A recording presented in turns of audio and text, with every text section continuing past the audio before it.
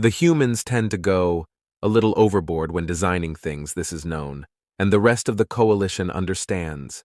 Years of interaction and experience has taught most of the coalition that sometimes you just let them get it out of their system. This time, I wasn't so sure, though.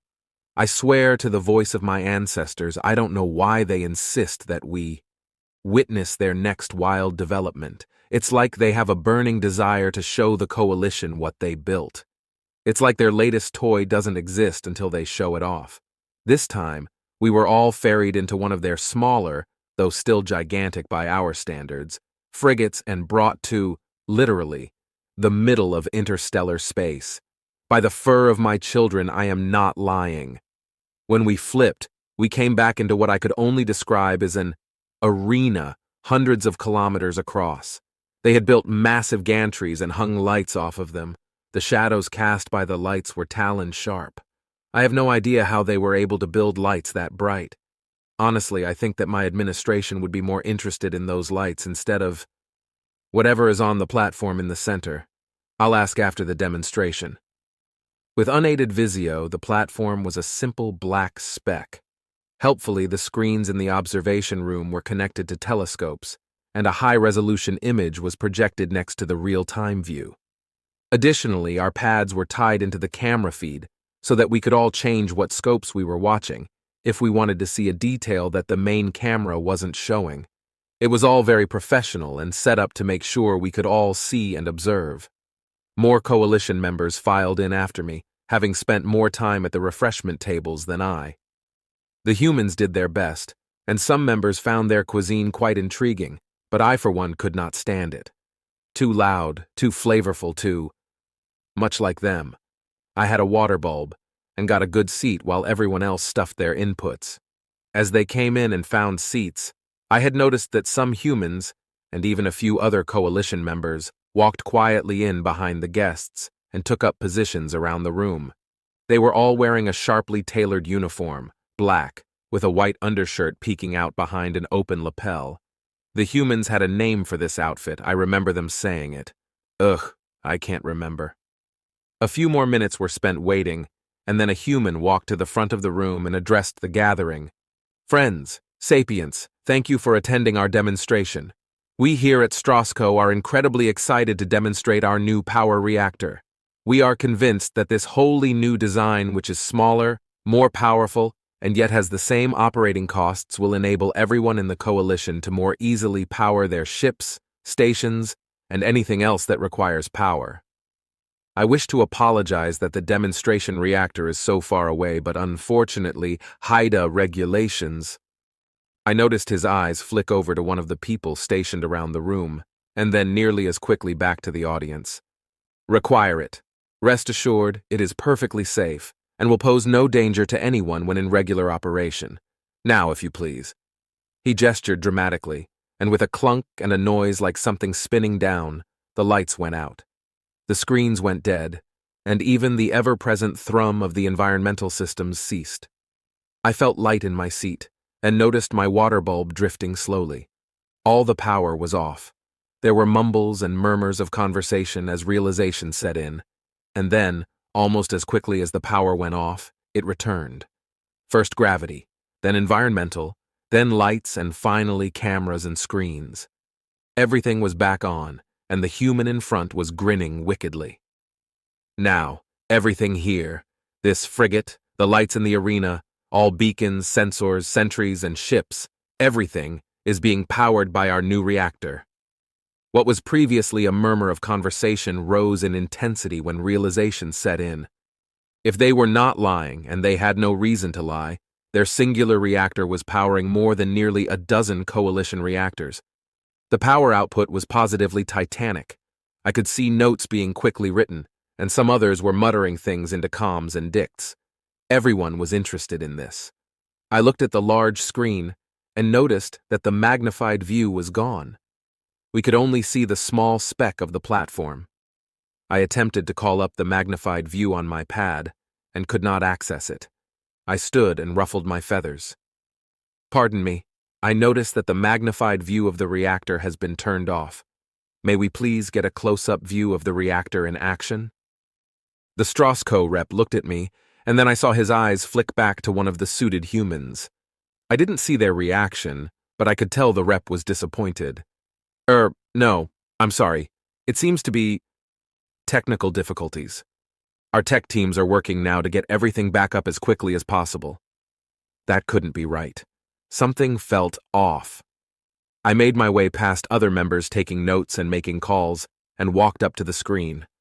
I got as close as I could and tried to get a better view. Is there a physical viewport here? As you are aware, Inari have excellent vision. I would like to look at the reactor with my own eyes. I'm afraid that is quite impossible right now. As you are aware, sapient, human frigates have very few physical windows, as they are a deliberate hole in the hull and are a structural weakness, and his rambling defense of not letting us see the reactor was cut off by the lights beginning to grow painfully bright. At the edge of my vision, I could see strobing. The environmental fans increased from a gentle movement of the air to a stiff breeze. Fortunately, the gravity remained the same. I looked up at the rep, and all the color had drained from his face. "Pardon me," he said, absently, and then ran out of the room. Not willing to give up learning what was going on, I followed. He ran past the reception hall, towards a control room deeper in the ship. As we entered, it was a frantic commotion of movement and noise. One of the suited humans at the door noticed me and raised an eyebrow, questioning, but said nothing. "It's overspeeding again. I told you it wasn't ready to demo." A human sitting at a station said to the rep as he walked in, "Shut it down. Nobody has seen the reactor yet. We can switch back to shipboard power and flip warp everyone out of here before they see." The rep had placed his hand on the back of the human's chair and was peering over his shoulder at the screen. I couldn't read the text, but I knew the humans used red to delineate problems, and the screens had a lot of red. "What about the bird?" Another human looked over their shoulder at me and inclined their head. "They're going to see the whole thing." "Don't call them birds. You took the HR class same as me," the rep said, as he ran over to another station and pressed a few buttons. "He's an Inari and one of the Coalition observers, and we can have him sign an NDA. He wanted to see what the reactor looked like anyway." He stood and looked at me. "You're going to sign an NDA when this is all over?" It was not a question. I nodded, a human gesture. "Can I see the reactor now?" One of the black-suited humans stepped into the room, the one that was by the door when the demonstration was going on, I think. She exuded this authority. She wasn't dressed any differently than the other suited humans, but at her entrance, everyone calmed down, became more subdued. "Show him. He's already agreed to sign the NDA." "But the frame-dragging effect will be—" The rep's protestations were weak. "Show him." Without another word, he pressed a few more buttons on the panels, and a large screen in front of everyone lit up. It was the same view of the platform as before, but this one was magnified and much clearer than the ones we had in the demonstration hall. Something was wrong with the reactor. I looked wrong. When I looked past it, the gantry in view, the lights, the interstellar stars behind it were spiraling. Everything directly behind the reactor from our vantage point was gently spiraling. Without a word, I looked at the woman who had ordered me to see it. "It's frame dragging," she said with a sigh. "Again." She looked down at me and noticed my confusion. She must have some training with Inari body language. "Some of the components in the reactor are spinning relativistically, which is causing the local space-time fabric to spin."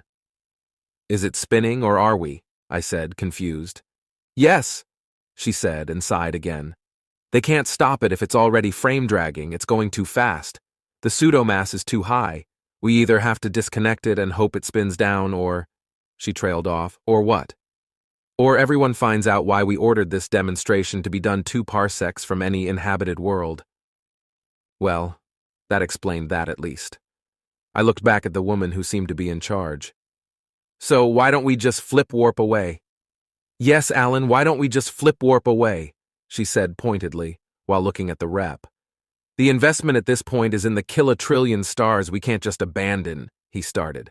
But then there was a flash of binding light from the reactor, and I had thought it had detonated, but it just stayed. "Oh, goody." the human in charge said flatly. It started to accrete matter. Didn't this happen the last time you ran a test, Alan, and didn't Haida say that it was not to happen again? Administrator McKay, please. If we could only, the human apparently named Alan said before he was cut off. No, this demonstration has finished. I am declaring an emergency. HIDA is now in charge. Administrator McKay clicked a comm on her wrist. Captain, you will flash us away right now. Best speed, please. There was a crackle of static and a small voice said something I couldn't hear. What do you mean you can't switch back to internal reactors? More static and crackled voices. No, that doesn't make sense. The connections to... Before she could finish, there was a lurch, and I could feel the gravity begin to swing wildly, trying to compensate for the motion, but moving just an instant behind so it felt like I was being pulled in multiple directions. Administrator, the pseudomass has transitioned to physical mass. We are being pulled by the reactor's gravity. Station keeping reports that the thrusters are being overwhelmed. If we don't flash soon, we won't be able to. Damn you, Alan, she said, snarling. If we survive, this Strauss Co. will go back to being an indie publisher. I will personally ensure it. She looked down at me. Inari, you've been deputized. Come with me. Without checking to see if I was following, she took off down the hall. I followed. What else could I do? Her long strides made her deceptively fast, but she never fell out of sight, and we reached a room deep within the ship. On either side of the bulkhead were 2 armed and armored guards. When Administrator McKay came into view, they saluted sharply. She returned the salute quickly and said, We need to disconnect the umbilical to Strauss Co.'s test reactor so we can flash home on ours. Right away, Administrator, and the guard on the right palmed a pad next to the door.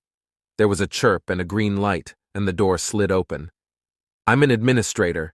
I'm not a reactor technician, a commander, or even an engineer. I talk to people, make deals. What I mean to explain is that I have no idea what a reactor hall, let alone a human reactor hall, is supposed to look like. I'm pretty sure it wasn't supposed to look like this, however. The room was painfully bright with sharp, stark shadows being cast by what I can only describe as a cable, stretched taut running down the middle of the hall. People wearing white suits with smoked helmets were running around the hall, trying to control something. I covered my eyes with my feathered hand, trying to not be dazzled, when Administrator McKay handed me a pair of goggles. Curiously, they were for Inari body plans. I wondered why she had those. Regardless, I put them on, and found that they were able to block the worst of the light from the cable while still enabling me to see. Come along in. She stopped. What is your name? It feels rude to just call you Inari. I couldn't help myself. Even during an emergency, introductions must be done right. I stood up a little straighter and said, In the common parlance, I am called Howling Wind, though that is not my given name. Nice to meet you, Howling Wind. I am Administrator Tiff McKay. Now that introductions are out of the way, I need you to go over to that panel next to the cable. She pressed a comm button into my hand, and almost reflexively, I clipped it to some feathers near my auditory input. Before I could ask why, she had taken off at a dead run towards the other end of the hall. Howling Wind, are you in position? She asked a moment later. I had made my way to the panel she indicated. I was much closer to the cable than I preferred to be. It's not that it was hot, but it almost radiated something beyond heat. It radiated the impression of heat. That would be fine, right? Probably. Inari aren't as susceptible to ionizing radiation as humans are, but this wasn't radioactive, I thought. I am at the panel, Administrator McKay. Good. While looking at the panel, there are a series of 3 buttons along the top right corner. They're normally red and blue, but with your goggles and the light from the cable that is probably washed out. Press them one time, only moving from left to right. I pressed the buttons, and there was a click below me. A panel will have opened up. I'll need you to duck into the panel and tell me when you are in position. I looked in, and sure enough, an opening barely large enough for someone of my size had opened. I leaned in nearly all the way. I am in the panel. To your right is a lever. It has a trigger near the base. You must pull the trigger first and then push the lever. Do it now. What will it? Just do it, Howl, there isn't time. Mentally shrugging and whispering a prayer to my ancestors, may they watch over me and not laugh too much, I pulled the trigger. There was a detent. and then I felt something like a spring release and pushed the lever. It was very hard to push. I had to put my whole body into it, and at first it felt like I wasn't doing anything. I braced my back against the top of the panel and pushed as hard as I could. When I thought I couldn't push anymore, there was a clunk and a whipping, metallic noise, and I was plunged into darkness. I could hear shouting and boots thundering around me. Then there was the prismatic flash of light that filled the reactor room for an instant that indicated that we had flashed. I slowly slid myself out from under the panel, only to find Administrator McKay looming over me. She held out a hand, and I gladly took her help to get back on my talons. Sliding the goggles down from my face, I looked at her. Just what did we do? You initiated a manual disconnect of the umbilical from the overspeeding reactor so that the frigate's reactors could flash us to safety. You saved everyone, Howell. As she spoke, some of the reactor technicians took off their smoked goggles and took a look. I could feel their eyes staring at me. I could only think of stupid things to say, so I just said it. Why me? McKay laughed. Just lucky, I guess. There was a serious amount of ionizing radiation coming from the connector, and I knew that Inari were much more resistant to radiation than humans, so I was able to get you to disconnect it. We'll take you to med, but I think you'll be fine. How are your hands? My hands? I looked down and... Yes, some of the tiny feathers on my digits had turned gray and were falling off dead. It didn't hurt, though. Shouldn't it hurt? Ah, yes, some minor damage to your hands, she said. We'll fix it up, don't worry. Why doesn't it hurt? I asked, dumbfounded. It doesn't hurt? She seemed surprised. I didn't think Inari went into shock, so maybe the nerve endings were destroyed. She patted my shoulder. Regardless, you saved us all today, Howell. Thank you. There were smiles and noises of thanks and congratulations coming from the reactor team. It was odd. Everything happened so suddenly. I didn't have time to question my reactions, I said to her, as we walked down the hall towards med. Yes, that's how emergencies go, Howell. You did well. In fact, she reached into her pocket and took out a small white card and placed it into the pocket of my sash. When your hands are all healed, call me. We can always use people who can think on their feet.